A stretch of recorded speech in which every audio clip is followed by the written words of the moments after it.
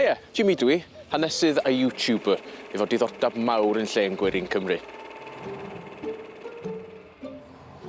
Mi fydda rhywun yn disgwyl bod pob bedd mewn mynwant efo corff yn efo, ond yma, yn ardal Trefdraeth, neu Trefdraeth, fel mae bobl leol yn ddeud, y mynwant Capel Caer Salem, mae yna un bedd heb gorff yn efo o gwbl. Fyna yn rwla, mae yna arch yn llawn cerrig. A hynny am fod rhywbeth goriwch naturiol wedi dwyn y corff.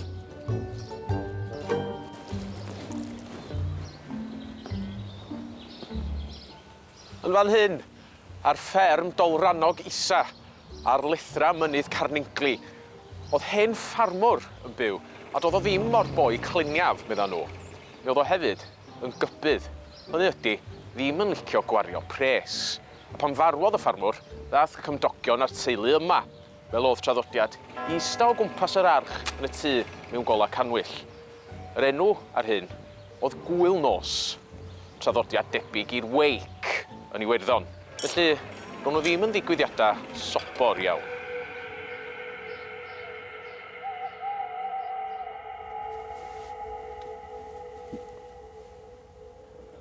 Mi oedd pobl yn mwynhau hynna'n. A'r noson yn mynd yn dda. Nes I rywun glywed sŵn. Sŵn carna ceffyla I ddechrau, yn carlamu tuag at y tŷ. Ac yna, sŵn traed ar y buarth, fel tasa dorf fawr o bobl yno. Ond, dim golwg o neb drwy ffinast. Mi ddodd y sŵn y traed yn nes at y drws, a wedyn I mewn i'r tŷ. Ac ni neb allu neud dim mewn llond y stafall o sŵn. Pobl yn symud o gwmpas, ond doedd dim golwg o neb o hyd. Wrth I draed y bobl anweledig symud drwy'r stafall, cafodd y canhwylla ei diffodd o un I un, nes bod y stafall yn hollol dywyll.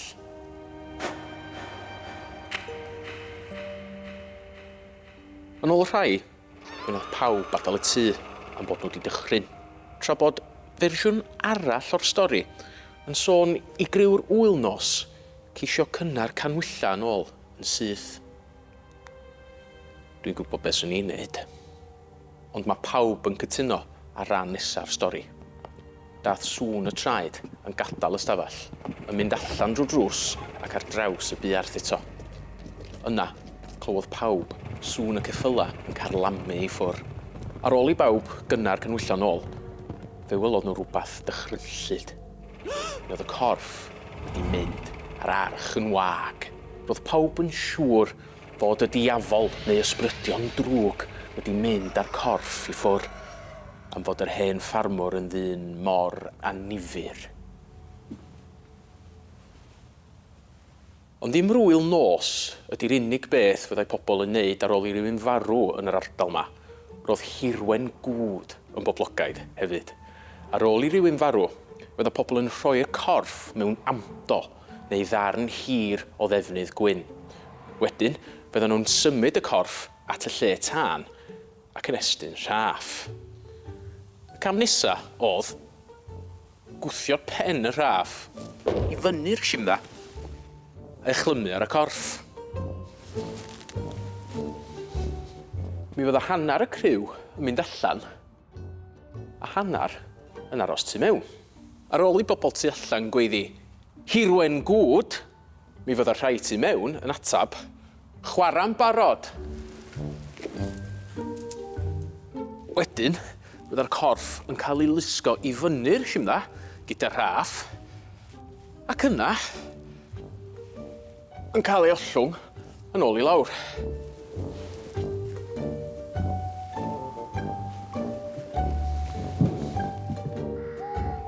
Mae fwy nag un rheswm am yr arferiad wedi cael ei cynnig.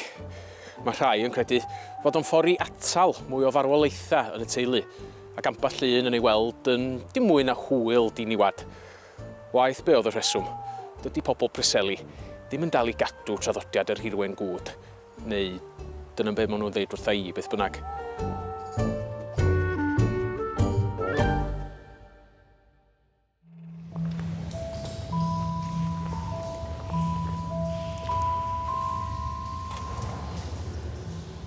Ym Mhort Talbot, roedd Pwll Glo ym Morfa yn cyflogi dros 300 o ddynion a hogia am gyfnod ac yn codi tua 460 tunnall o lo i'r wyneb pob diwrnod. Mi oedd cloddio am lo yn swydd ofnadwy o beryglus am sawl reswm wrth gwrs, ond yn y Morfa mi oedd nwy o dan y ddaear yn broblam mawr iddyn nhw. Mae nwy yn medru tanio ac achosi ffrwydrada, a mi oedd hynny wedi digwydd o blaen yn y Morfa. Yn 1863, lladdwyd 30 o weithwyr, ac eto yn 1870, lladdwyd 38, ond yn anffodus, mi oedd waith i ddod. Ar y 10 Fawrth 1890, roedd 250 o weithwyr o dan y ddaear pan rwygodd ffrwydrad drwy dwnelu'r Pwll. Lladdwyd dros 80 o weithwyr, a mae cyrff rai o dan y ddaear o hyd am nad oedd modd eu hachub nhw. Mor erchyll ydy hynny, mae be ddigwyddodd cyn y ffrwydrad yr un mor ddiddorol a brawychus. Mi oedd ein cyn-deidiau ni yn rhoi coel mawr mewn rhag arwyddion, omens yn y Saesneg de, a todd trigolion Port Talbot ddim yn wahanol. Mae papura newydd y cyfnod yn llawn straeon, pobl oedd yn honni iddyn nhw gael ei rybuddio fod trychineb ar ei ffordd.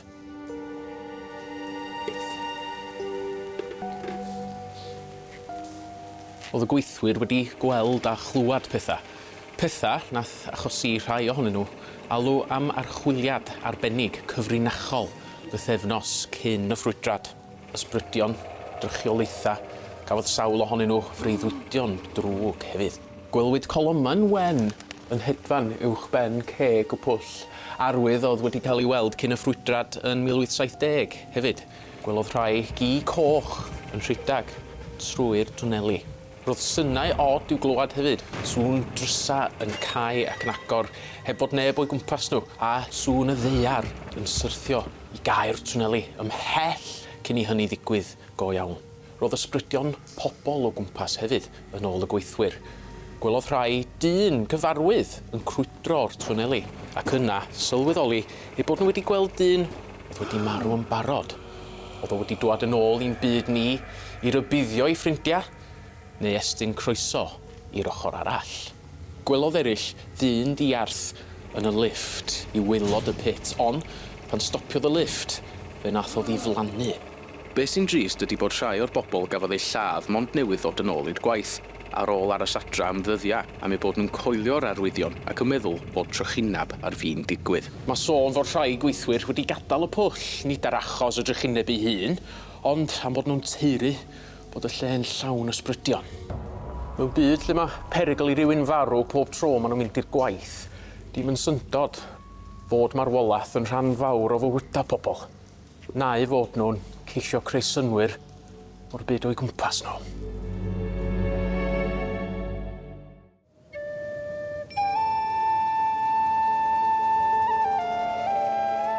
Mae yna lawer o straeon Llen Gwerin wedi cael eu cyfnodi yn ardal Llanberis. Un ohonyn nhw ydy stori y ceffyl dŵr, creadur y fyddai'n ymddangos fel ceffyl arferol, ond cyn gyntad y bydda rhywun yn ista ar ei gefno, mi fydda fo'n mynd allan i ganol y llyn ac yn plymio lawr i wylod o ac yn boddi ei farchog. Yn llyn marchlin oedd hynny'n digwydd, meddan nhw. Ond ers talwm, ond yn rhywbeth hyd yn oed fwy brawychus, gwrach. Canthrig Bwt oedd enw hi, ac roedd hi'n byw mewn ogof a dim rhyw hen wraig efo croen gwyrdd a het bigfain oedd hi. Dydy gwrachod Cymru ddim yn edrych felly, ond ma' nhw, fel gwrachod mewn llawer o straeon o dros y byd, yn gallu bod yn beryglus. Ac mae gwrach Llanberis yn beryg bywyd. Dechreuodd teuluoedd yr ardal golli plant. Un eiliad, felly nhw fod allan yn chwarae'n hapus. Ac yna, bydd am golwg ohonyn nhw. Neu oedd yn bo. Amlwg, anifeiliaid gwyllt, tylwyth teg, neu rhywbeth mwy sinister. Fod ar plant ofyn Canthrig, yr hen wrach, Meddyliodd neb eich hyddo hi. Oedd yr holl beth yn dirgelwch. Nes i rywun oedd yn mynd â ci am dro, neu darganfyddiad ofnadwy. Dychmygwch mynd am dro efo'ch ci o gwmpas Llanberis. A'i glywed yn cyfarth. Dychmygwch wedyn mynd draw ato fo a gweld fod o wedi dŵad o hyd i law. Llaw plentyn. Toedd y corff ddim yn bell o gromlech canthrig lle oedd ei hogof hi. A dechreuodd pobl ei ama hi'n syth. Dechreuodd trigolion o'r ardal gadw golwg arni. E be oedd hi'n neud yn yr ogof na?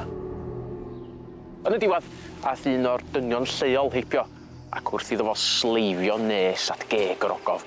I glywed o sŵn nath oeri ei waed o. Sŵn plentyn yn crio. Gweiddodd ar yr ach i ddod allan. Draw yn fynco ddim byw, medden nhw, o dan dinas y gromlech neu cromlech ganthrig bwt. Ac ar ôl i canthrig, dwad allan o dywyllwch yr ogof, rhithrodd y dyn ati efo cryman a thorri ei phen i ffwr a'i lladd. A dyna ddiwedd arni. A gafodd plant yr ardal lonydd wedyn.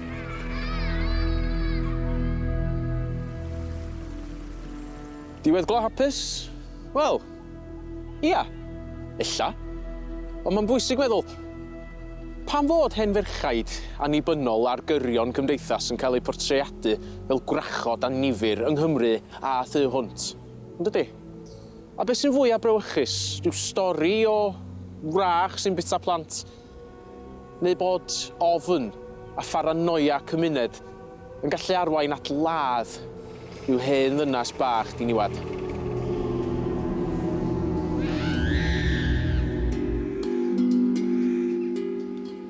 Weithiau mae digwyddiadau a phobl o gig a gwaed yn dod yn rhan o le'n gwerin ardal, a dyna sydd wedi digwydd yn achos Mary Evans neu Mari'r Fantall Wen. Dyma ddynas oedd yn bodoli go iawn. Gafodd ei geni yn 1735 yng Ngheredigion o bosib.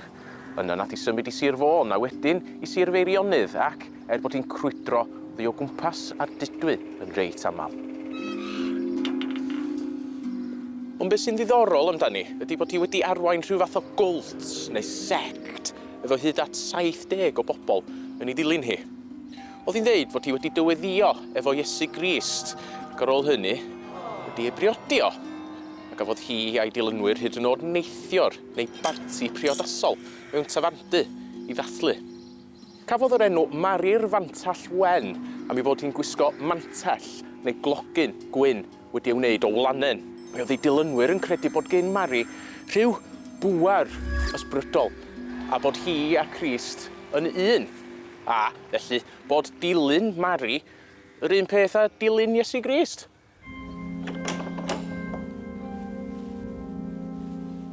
Byddai hi a'i dilynwyr yn gyfarfod pob dydd Sul, rwlan pell o bob man ar ben bryniau neu fynyddoedd ac yn cael rhyw fath o wasanaeth bach.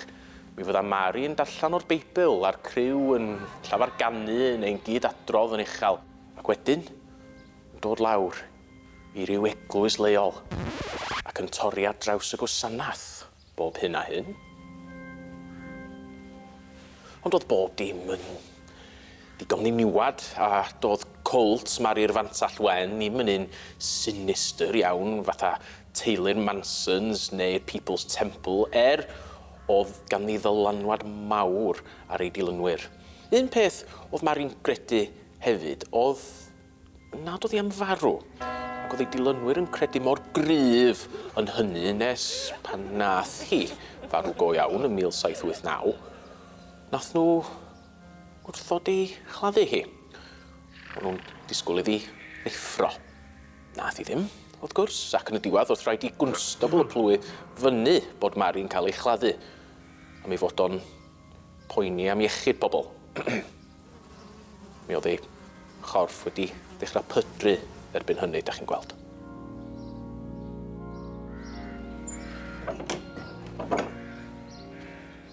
Yma yn eglwys Llanfihangel y Treitha gafodd Mari ei chladdu, a mae'r bedd dal yma. Efo Mari Fantall Wen wedi sgwennu ar ei chefn, ar ôl iddi gael ei chladdu, cadwodd dilynwyr Mari rhyw ddarna o'i dillad fel creiriau, relics yn y Saesneg de. Ond diflannodd y cwlt yn fuan ar ôl iddi farw. Yna, trodd hi'n rhyw fath o ffigwr llen gwerin. Oedd pobl yn cofio amdani wrth gwrs a'r ffaith fod hi ychydig yn eccentric, a dechreuodd ei stori gael ei adrodd i blant.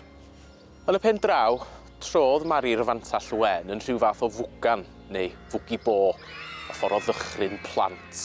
Bydda rhieni'n rhybuddio i plant nhw dod nôl i'r tŷ cyn iddi dwyllu, rhag ofyn i Mari'r fantell wen gael gafal arnyn nhw. A felly, mewn ffordd, oedd Mari'n deud y gwir wrth sôn na fydde hi'n marw. Trodd hi'n chwedl yn lleol, a da ni dal i thrafod hi, hyd heddiw yma. Dyna chi rhyw fath o anfarwoldeb.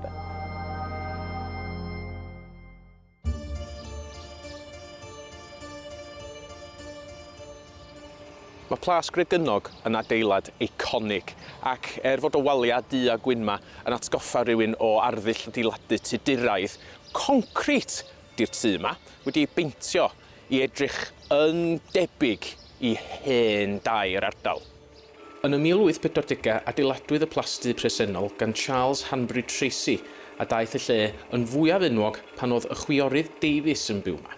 Mae sôn am y lle yma mewn cerddi o'r 18fed ganrif a mae rhyw fath o adeilad wedi bod ar y safle yma ers yr amser hynny.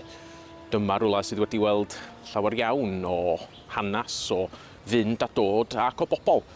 Felly, diolch yn syndod bod yna straeon ysbrydion am yr hen le.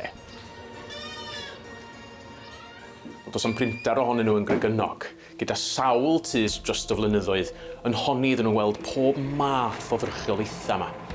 Ond dydyn nhw i gyd yn ddynol, gyda chymdeithas paranormal Powys wedi cofnodi ysbryd ceffyl tu allan i'r plasty. Wrth y brif fynedfa hefyd, mae rhai yn honni iddyn nhw weld ysbryd dyn mawr gyda ci wrth ei ochr. Yn ôl rhai, mae o'n gwisgo cot hir ddu yn ei fidio. Yn ôl rhai eraill, mae o'n crwydro coridorau y tu mewn i'r tŷ hefyd. A mae rhai sydd wedi aros dros nos yn stafell 1 wedi cael cwmni annisgwyl. Mae rhai wedi clywed merch fach yn crio yma a wedi weld ti yn ista ar troed y gwely ar ôl iddi dwyllu. Ac mae amball un wedi gofyn am gael newid stafell ar ôl un noson gyntaf nhw. Chi'n gwybod be? Dwi'n gweld bai yn nhw. Yn y selar o dan y tŷ mae eraill yn teimlo presenoldeb a nifyr a'r gred ydy bod ysbryd gwas yno yn ceisio cadw pobl draw.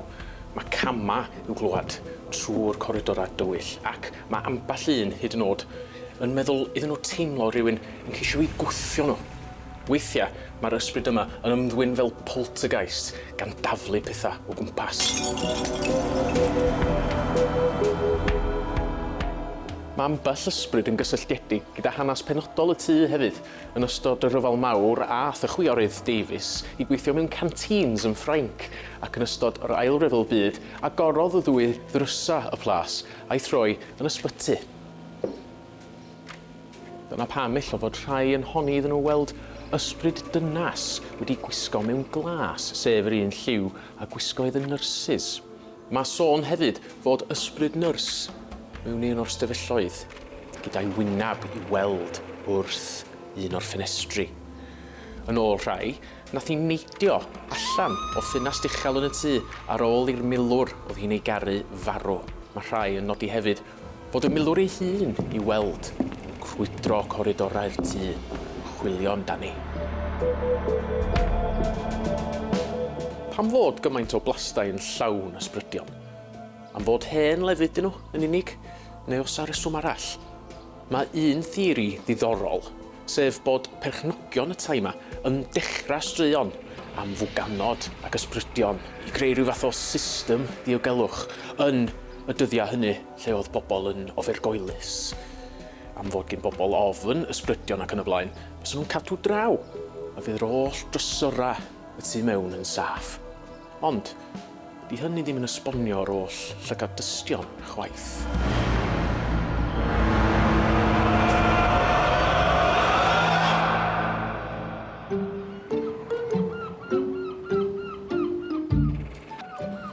Drenewydd di Porthmadog. Di lle mond o gwmpas ers i'r cop gael ei adeiladu rhyw 200 mlynedd yn ôl. Mi nath bobl golli bywyda nhw ar y traeth mawr wrth i'r llanw llyncu nhw cyn adeiladu'r cop. Ond prin iawn di straeon ysbryd ma. A do's a ddim hen hanas na lle'n gwerin ym mhob congol chwaith. Ond, ym 1905, oedd pobl Port yn poeni am fod stori am ysbryd mewn siop cigydd ar y stryd fawr. Mi oedd teulu'n byw uwch ben y siop, a nhw oedd targad yr ysbryd. A todd o'n ysbryd clen nac yn ddiniwad. Oedd o'n debycach i'r hyn a fydden ni'n ei alw'n poltergeist heddiw yma, gan ei fod yn malu pethau ac yn ei taflu nhw'n gwmpas. Cafodd cig ei daflu di'r ar a'i ddefetha, a bydda blawd a bwyd fel arall yn cael ei taflu dros y gegin, neu bydda llestri'n cael ei torri. Gwnaeth yr ysbryd jyst i 800 pint o ddifrod yn arian heddiw yma. David Thomas oedd enw'r cigydd, a fe benderfynodd o gael help i geisio cael gwarad ar yr ysbryd. Dath cymdogion draw i ddechrau fo, i gadw golwg ar y lle ac yna'r heddlu sydd yn nhw aros dros nos am 10 diwrnod, ond oedd yr ysbryd yn dal ati a neb yn agos at datrys y broblem. Ond yna, dath Sergeant Jones yn rhan o'r ymchwiliad. Mae ffeithiau'r achos. Y teulu yma oedd yn cael ei targedu, nid cwsmeriaid y siop. Yn y nos oedd bethau'n digwydd, tra oedd neb o gwmpas, a doedd neb wedi gweld dim byd yn digwydd, dim ond gweld y difrod ar ôl i pethau cael ei malu. Ei ysbryd oedd wrthi o gwbl. Doedd Sergeant Jones ddim yn siŵr, ond eto, toedd dim prawf o ddim byd arall chwaith. Cafwyd breakthrough yn yr achos, wrth i David Thomas weld tyn yn ymddangos yn yr ardd un noson, fel o'n unlla. Ar y tyn, roedd ysgrifen gen yr ysbryd yn ôl bob tebyg yn honni na fyddai dim mwy o helynt a fod y bai yn cael ei roi ar ddiafoles o Nantmor. Mae hi oedd wedi codi'r ysbryd yn y lle cyntaf. Wrth gwrs, roedd 2 forwyn yn gweithio i'r teulu, ac un yn dod o Nantmor. A hi oedd y drwg. Dechreuodd Sergeant Jones ama bod rhywbeth o'i le o ddifri y tro yma. Astudiodd y tyn, roedd ganddo fod ystiolaeth go iawn erbyn hyn.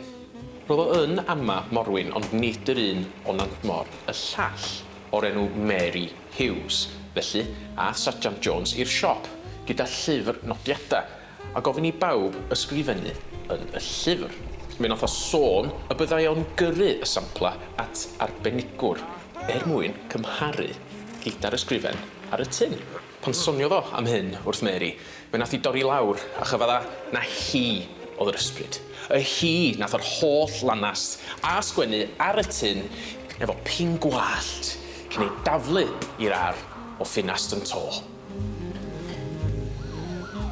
Arestiodd Sergeant Jones i ac fe ymddangosodd yn y llys a chael dirwy o 2 pint, 5 swllt a 6 cheiniog.